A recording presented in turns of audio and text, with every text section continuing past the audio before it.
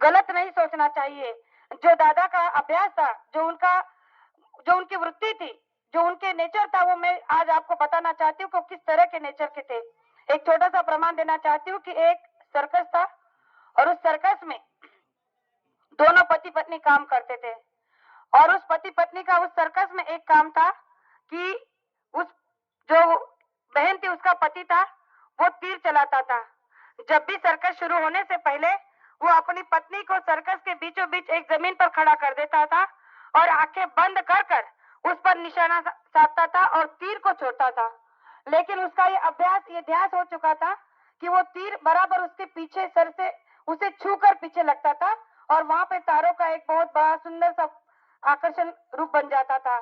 और इसी अभ्यास के साथ, इसी ध्यास के साथ वो हमेशा सालों साल इस सर्कस को चलाता था। लेकिन एक दिन क्या हुआ कि उन दोनों पति पत्नी में थोड़ी सी लड़ाई हो गई, तकरार हो गई और उससे गुस्सा आ गया। अब गुस्से में उसने सोचा कि आज इसे मैं खत्म ही कर दूंगा, यानी कि इसे मैं मार ही दूंगा।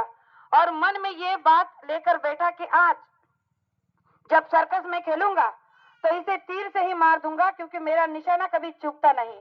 और पत्नी के मन में, पत्नी के खिलाफ उसके मन में जो द्वेष, जो ईर्ष्या, जो मत्सर आ गया, उस मत्सर को लेकर जब वो सर्कस में उतरा और पत्नी हमेशा की तरह आंखें बंद कर कर अपने जगह पर खड़ी थी और उसने जैसे ही तीर को साधा और संधान साध कर जब तीर को छोड़ा तो फिर से तालियों की गड़गड़ाहट हुई और जैसे उसने आंखें खोलकर देखा तो तीर वही लगातार जहां रोज लगता था।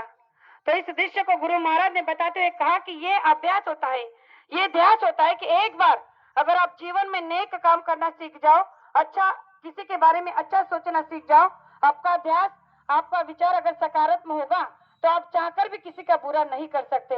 और यही सोच दादा की थी। जब भी किसी से बात करते थे, भले ही लोगों को उनकी बात थोड़ी कड़वी लगती थी, कड़क लगती थी, लेकिन वो हमेशा सबके हित का सोचते थे। तो उनका सोच जो थी सकारात्मक थी कि मेरे बातों से भले ही बुरा लगे लेकिन इनका कभी अनहित नहीं होना चाहिए। तो प्रेमियों, इस दृष्टांत को सुनाते हुए गुरु महाराज ने कहा कि आपकी सोच, आपका विचार, आपका ध्यास अगर सकारात्मक रहेगा तो आप चाहकर भी कभी कोई बुरा काम नहीं कर सकते।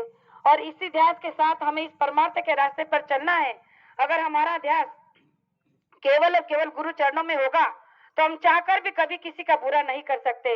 इसलिए प्रेमियों, ये बड़ा सुंदर मौका है कि हमें मनुष्य शरीर मिला है और इस मनुष्य शरीर में रहते हुए हमें गुरु का ध्यान करना है। गुरु के ध्यान के सिवा और किसी कहीं और ध्यान लगाना ही नहीं है, तो हम चाहकर भी कभी किसी का बुरा नहीं कर सकते।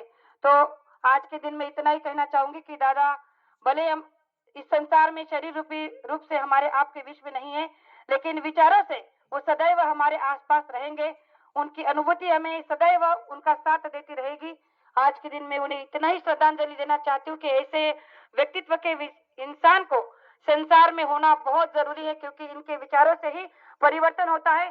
सकारात्मक विचारों की बहुत ज्यादा जरूरत है। आजकल ज्यादातर लोग नकारात्मक सोच लेकर बहुत चलते हैं, इसीलिए से घर परिवार में झगड़ा, कलह, कलेश है। तो गुरु महाराज ने कहा कि आपकी सोच बदल दीजिए, आपके विचार बदल दीजिए, तो आपका देश, आपका घर, आपका परिवार बदल जाएगा।